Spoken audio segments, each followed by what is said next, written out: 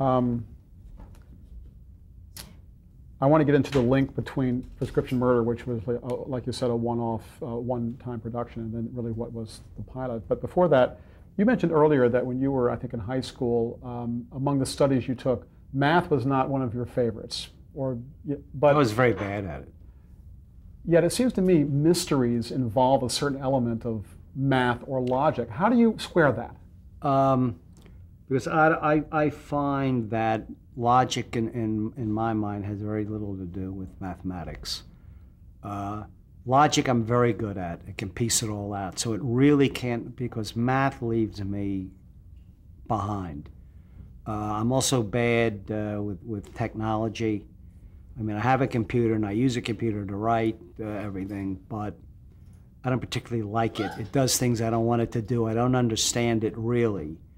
It's like I'm in a tight wire act when I use that computer. It's going to do something that I don't want it to do, and I'm not going to know how to fix it. So, yes, it's logic mysteries. Although you have to go into flights of imagination, because if you only stick to logic, you're going to write very dull things, whether you're writing a novel or for television or film in the mystery genre. Logic goes only so far, and then you've got to employ a lot of other devices that has nothing to do with strict logic. Okay. Prescription Murder. You've talked about the link between, Enough Rope and then the stage play called Prescription Murder. And then I think you've brought us up to, at Universal, this was intended to be just a TV movie. Can you tell us how, at that time, you thought of that? As just this, was it a sign? You brought it to them? We didn't think of it. They had started the whole concept of movies for television. When television came in, at its inception, all the moguls ran screaming, this is going to destroy feature films. This is our Holocaust here in Hollywood, my lord. Lew Wasson was the only mogul who said, hey, boys, it's going to be a cash cow. We will make movies and series for this all-devouring monster. And he was right. The man was a visionary, not only there, but in many other areas of the business. And he was right. And they started movies for television. I think Jennings Lang was in there too. Jennings Lang started the long form in television, 4 hours instead of, 2 or 1. And no, this is just going to be a one-shot. We had still no idea how popular Columbo could be. And the stage play was very interesting. At the end, when they would take their bows, the star was Joe Cotton. It was a big movie star. Thomas Mitchell was a character actor, a very fine actor, but a character, second banana. When they came out, Mitchell would get all the applause.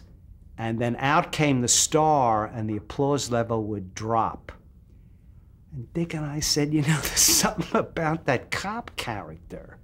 But then, we were, so impressed with Thomas Mitchell. He was a wonderful actor and played it with his own quirky ways, different. He played like an Irish leprechaun, an old Irish leprechaun. Totally unlike what Peter does with the character. But we said, that's an interesting character. But still, when we adapted it for the 2-hour world premiere, we still didn't know. Then it was the #1 show that week in the Nielsen's. And NBC immediately said, has to be a series. Do 22 of these a year, and Peter Falk said, no, because he'd had a bad experience with a series, which I thought was a pretty good series, called Trials of O'Brien. And what I think happened was it sort of disrupted Peter's lifestyle. He wanted to do feature pictures. That was really his goal. And, he had his own rat pack. He was hanging out with John Cassavetes. They were all good friends, and Ben Gazzara. And if he got locked into a series again, he had no time, practically no time to see his family and no time for his extracurricular activities. He's a big golfer. He loves golf. And he said no. But then, a couple years later, Herb Schlosser, who was at NBC out here, and was a friend of Dick and mine, and he's still a friend of mine to this day, a wonderful man. He said, you know, that cop haunts me. Let's do another 2-hour with that cop. So he won't do it as a series, so what? Well, again, then we did. We didn't write the teleplay. We wrote the story. It was called Ransom for a Dead Man, with Peter Falk and Lee Grant. She played a brilliant lawyer who supposedly commits the perfect crime. Again, #1 in the Nielsen's.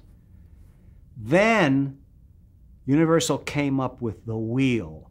That was a rotating series of 4 different series. One would be on 1 week, followed by a second, third, and fourth, and then you'd be back to the first series again. So Falk could do 6 or 7 of those a year. They're hour-and-a-half shows. And then he had the whole rest of the year. He could do those in 5-6 months. He'd have another 6 months to pursue his movie career. So, never forget the day we were in Sid Sheinberg's office. He was the president of Universal Television, and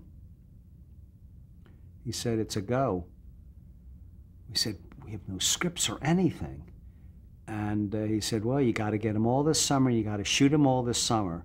Falk had given Universal a stop date because he had to go to New Haven to Mike Nichols. He was going to do Neil Simon's play, Prisoner of Second Avenue. So we had to do 6 hour-and-a-half Columbos from scratch in 5.5 months. It was the worst summer I ever experienced because we were producing them too. We'd produced before then My Sweet Charlie. That was our first outing. It was a very successful movie for television with Patty Duke, and she won the Emmy. We won for Best Teleplay. And so we had gotten our feet really wet on that one because it was all filmed, not even at Universal, it was filmed on the Gulf Coast. And I mean, we were thrown into the deep part of the pool our first time out. But Sheinberg did that on purpose because he wanted us to produce. I always had a problem with Dick. Dick did not want to produce. That was a problem in the career. But we knew we'd solve it. So I had to talk him into it, which was tough because Dick was a very stubborn guy. But I said, look, this is buying an insurance policy on our work. We can't just write a script and the director comes in and says, this script is about my second marriage. And we're there, not about your second marriage. It's got nothing to do with your second marriage. How dare you say that? You know, we were putting up with stuff like that.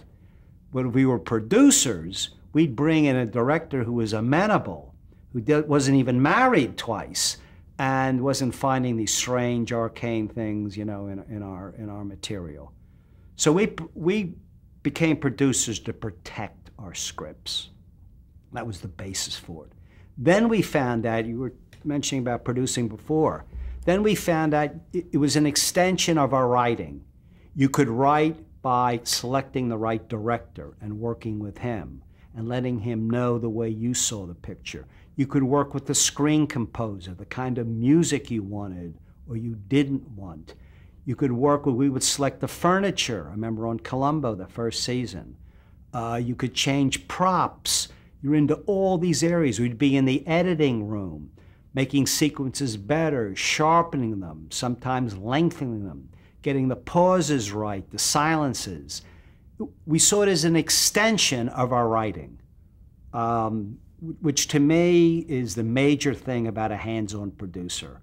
I think many producers now don't even get into all those niceties. We dubbed every one of our pictures, Dick and I.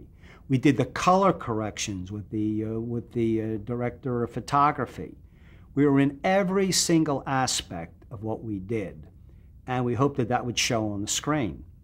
So we found out once we were producers, we started just, you know, to protect our scripts. We found out being a producer, you could give so much more to enhance and to make real your vision of that script.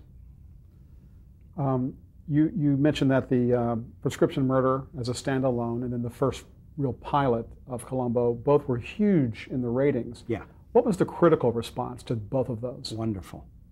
Great reviews. You couldn't get better. I don't think there was one negative review. They love the character. They love Falk's portrayal of that character. They love the scripts. They love the fact that they were clever. They were funny. They made sense. I can't think, because we used to get all the reviews, I can't think of a single negative review in both those pilots. Who created the Columbo character? Was it a complete collaboration between you and Dick Levinson? And this is back to Enough Rope, I'm thinking. What's the root of that character? How did you create this character? We had both read Crime and Punishment in college, the great Dostoevsky classic. And there is a cop in it, he's one of the major characters, Petrovich, who begins a duel of wits with a student who killed his landlady in this Nietzschean act of defiance. And the cop wears him down and gets at him. You know, there's one passage in the book where the cop says, "I'm just a humble cop, I'm a bureaucrat. I mean, I don't know. You're an educated man, you're a college student, you're terrific. I mean, so give me some help here, you know? I want to end out. What were you doing?" You saw. Now, we added many, many other things to that. And thank God we added Peter Falk. Without Falk, there's no way that could have been as successful as it is. What about the name Columbo itself? Where did that come from? We were asked that many, many, many, many times, and we didn't remember. After Dick's death, I was in Santa Barbara at a terrific bookstore, and I was looking at the collected essays of A.J. Liebling. He was a writer for the New Yorker, and he wrote about boxing. Wonderful essays that appeared in the New Yorker. And I was paging through some of them, and the name Columbo leaped out at me. And at that time, I'm a big boxing fan. I love Rocky Marciano. His major handler was his old buddy from the neighborhood, Ali Columbo, C-O-L-U-M-B-O. And I think maybe that's where it came from. We thought it maybe was a corruption of Palumbo's. That was a nightclub in Philadelphia where we both grew up. There was the Columbo family in New York City, but we didn't know about it at that time. But it'll always remain a mystery. It's impossible to pin down. Well, that's appropriate that it's a mystery. Yes, although Columbo's not really a mystery, because you see exactly how the murderer does it. It's a will he get caught, and how will he get caught? And I'm glad you brought that up, that structure. You said you didn't like what happened with Mannix, the show Mannix. It got to be, for the time, a violent show. Violent was the answer. No, it became a different show, and I think what the direction that it went in, I thought was fine. I just couldn't understand why they couldn't bring to fruition, why the writers had so much trouble with our concept of the show. But I thought what it turned out to be was fine. So this wasn't, as a team, this wasn't your cup of tea, this approach to dramatically telling a story. Was Columbo, when it became into the pilot stages, was that somewhat of a reaction to the experience that you saw with Mannix, or was it just simply you're just following your own muse, if you will? There was a turn-of-the-century book, I forget its name now, that had what is known as the inverted mystery. That's where you see the villain first. It's not a whodunit. A whodunit is there's a crime, a murder usually. There's a series of suspects. In comes a detective, and at the end he unmasks the unknown murderer. We wanted to do something different to get away from that. Dick and I were always looking for different ways, different angles, more oblique to approach and attack a story. And by doing that, I mean, that was unheard of. Never been done, to our knowledge, in television series. The only person who did it in a couple of movies was Hitchcock, like the picture Rope. You see at the beginning, they kill the professor, they put him in the wooden trunk. He had done it a couple of times, but that wasn't television. Television was totally fresh. And I think it shook people up, and the people who were amused Well, they see everything up front. I mean, exactly how he did it. And in comes the schlub cop. The cop has no poker hand. The murderer has the poker hand. What does the cop do? How does the cop nail this guy? That was the curiosity and the interest that engrossed, audiences all over the world, not only here. Initially, was there resistance before these huge ratings, before they aired, to a plot that was intricate and required attention? No, it was NBC. We got none of those kind of responses. The only thing they were afraid of was they said, my God, Columbo comes in 18 minutes into the show. You can't have a series where you bring the cop in 18 minutes, the hero. And we said, trust us. The audience will wait. We were right. How did Peter Falk come to the show? What was... Well, we were stupid. Dick and I have done some stupid things. I've done some stupid things after his death. We wanted Bing Crosby, if anybody can believe this, because we were big fans of him. He was a terrific dramatic actor, if you remember, Man on Fire. He was very, very good. We saw The Pipe instead of the cigar. He was very laid back. He could play the humble. I mean, it's not a stretch as it first appears to be. We sent him the script. He sent us a nice letter back, like the script, like the character, but he said, look, I'm retired now. I'm playing golf. He lived in Hillsborough, a very rich suburb of San Francisco. He said, I hear television is a real rat race and a meat grinder.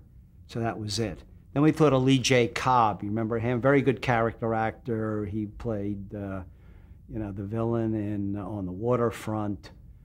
And luckily we didn't go with him because he died like 4 or 5 years later. Out of the blue, phone rings in our office. I pick it up.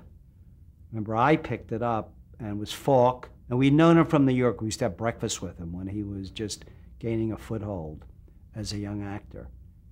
And he said, I got a copy of this script, this Prescription Murder. He was with William Morris. And he said, I'll kill to play that cop. That was the exact words I remember. Kill to play that cop. And we thought about it and said, he's got all the attributes. He's intelligent. He's funny. He's very New York. He could do it. And they liked him at Universal. And I don't think he did a screen test. I think Peter was at that point in his career, no screen test. He'd already been nominated, for an Oscar. And we knew immediately, we saw the dailies every day, that, he had that cop. It's changed, it's evolved. In the pilot, he's much more serious. And he gets angry at one point, but that was built into the script. It's trying to tear down the mistress of the murderer. But he had it all. He was perfect. And then he got better and better. As we say, it was a marriage made in television heaven, and there are very few of those. I don't care what the concept is, how good the script is. Casting in American television is crucial. It's make or break. And Falk is also very likable. Women like him. A lot of women find him sexy. And men like him. So he's got that double. Also, he brought a humanity to it that I think a lot of actors wouldn't have brought. But that's built in, to Peter. If you know Peter socially, if I have a dinner party tonight and Peter comes, people love Peter Falk. He's funny, he's real, he's very human. He brought all those attributes to that character. We were very, very lucky. How about the quirkiness? Did he bring any of that from his real life? Well, Peter Falk, it's amazing. He has many of the same idiosyncratic characteristics of the cop. He's forgetful. At the studio, he forgot his car keys. We had to send a messenger to his house to bring them. He's a guy, he's rather sloppy. I think Peter would agree. wears the same clothes all the time. He is definitely not into being a fashion plate. He's forgetful. But in his acting, he's obsessed. I mean, he's really dead onto it. And he's just like the cop. Chasing down a murderer, every stone does not go unturned. I mean, he's obsessive, he's compulsive, in a very humble, self-effacing kind of way. It's Falk. So he had that to draw on, that whole well of personality quirks, to bring to that cop. You and your partner were very particular about the work you did, and you cared a lot about it. What was it like? What was your working relationship with Peter Falk like? Tough. Falk's a very tough guy. He's very knowledgeable. He's very stubborn. We used to have arguments that first season. One in particular, I remember a whole morning in our bungalow, we had this big argument. And it was never personal. Never, ever personal. It was always to make that script better, which was great.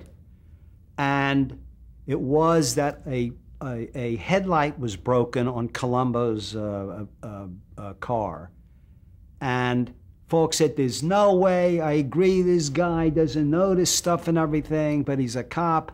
That he would have had that fixed. So he said, Peter, that's not the character. He's into this case. He knows this guy's the murderer. He's tenacious. He's not going to notice something like this. Not all morning. We walk out of our bungalow, and Falk's car was parked in a stall near our two cars, and the headlight is busted. And Falk said, lunch on me. That's what we went through.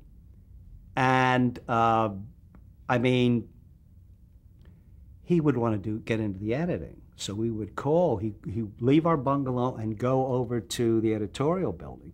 We would call Eddie Abrams, our editor, and say, close the door, turn off the light, and lock the door. And Falk would go over there and bang on the door. Nobody was there. And then he'd complain to the head of editorial, what are you editors going home at 5:30 at night? What's going on here? And we would fill him in, not Falk. He wanted to direct the fourth show. And we had a stop date.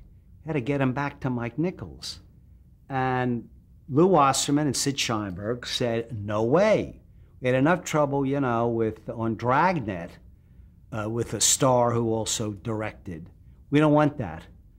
He's an actor. He's in front of the camera, not behind. Falk started getting these headaches, these terrible headaches. And Herb Schlosser went to lunch with him. And Schlosser told me, he said, Bill, you can't believe the acting, you know, at that lunch. I got like this steel band around my head, and it gets tighter and tighter. And Herb, I can't come in and do, I mean, you know how hard it is to play that cop anyway. I can't do it. So what we did was, Lou and Sid said, you got to film. Got a stop date. We got to get celluloid. So we hired a guy who from the back looked like Falk, put him in the raincoat, and we'd shoot over his shoulder at the antagonist, the murderer. Well, fine, but then you got to turn around and get the cop. We couldn't turn around. Wasserman threw in the towel. Falk won. Going to direct the fourth show. Then Falk came back in, we had lunch with him, and Falk said, I heard you hired this Lebanese guy or something, and you had his hair like me, and put him in the raincoat. And Dick said, well, you know, Peter, we had to fire him. Why? He wanted to direct. Well, he directed that show, and Century City was going up. There was this huge excavation. Because in the script, Falk thinks a body is going to be buried in the foundation of this building. And Falk got down there in this excavation with the crew. And, you know, the first time he directed, he couldn't get out of there. And he got bronchitis, or he had some kind of illness. And Dick and I would take a limo over there in the late afternoon, look down and say, hey, Peter, how you doing? You wanted to direct, huh? And he said, you bastards. Well, I think it went, oh God, it went a couple $100,000 over budget, if I remember correctly. And the show turned out fine, and Peter never directed again. End of story. What was Columbo's first name? Never had one and never will. Why? He never had one. We tried that with Mannix because it becomes like a signature thing, and people talk about it. You know, there was that board game, that Canadian board game that everybody was playing a while back. I forget the name of it. And there was a question, what is Peter Falk's first name? And the answer was Philip. Wrong. Columbo never had a first name. You'll never hear a first name, just like you will never see Columbo's wife, ever. Peter is very adamant about that, and so are we. Trivial Pursuit, were you talking about? That's it, Trivial Pursuit, yeah. Well, Prescription Murder was a standalone TV movie. Then there was a pilot. Then there was a second pilot. Why was there a second pilot? How did that come about? I explained earlier. Remember, Herb said, "Hey, that character haunts me. Why don't you do another standalone?" But oh, okay, so and then that was #1 again. Prescription Murder was a standalone, right? Yes. Then the second one was Rehearsal for Murder was a standalone. Okay. Okay. We call them now both pilots. At the time, they were technically not pilots. They were world premieres. So Ransom for a Dead Man was the kind of official. That was the third. No, that was the second. Okay. No, Prescription Murder, Ransom for a Dead Man, and then we went to the series. Oh, right. Okay. 6 hour-and-a-half shows. Okay. Okay. What was the basic Columbo format? Whole first act, you see a murderer, male or female, committing what the character conceived as the perfect crime. Second act, enter Columbo. A duel of wits ensues. The rest of the show is basically this minuet, this saraband between two people. At the end is a pop. That's Peter's phrase. That's the big clue that allows Columbo to catch the murderer. That's the format. No car chases. Columbo's afraid of guns. He doesn't carry one. He's supposed to. He refuses to carry one. No violence. No action. Talk. Good talk. Humor. Clever clues. Getting writers to come up with the clues. Dick and I would spend, oh my God, just on one thing, maybe 2-3 days trying to solve it. It's literally migraine country for writers. And right now, Peter is a hell of a time. He's taken over the show and he produces it now. He's having a hell of a time finding good writers because writers now don't want to do that. And also, I think they're not used to that because most writers now don't read. And you've got to read mysteries. When I lecture, you know, at the cinema schools, I say, look, even if you want to write straight drama and not mysteries, read murder mysteries, probably those written in the 30s and 40s. You'll see how clever they are and how you tell a story beginning and middle and end, how you advance plot through character, how you pay it off at the end in a satisfying way.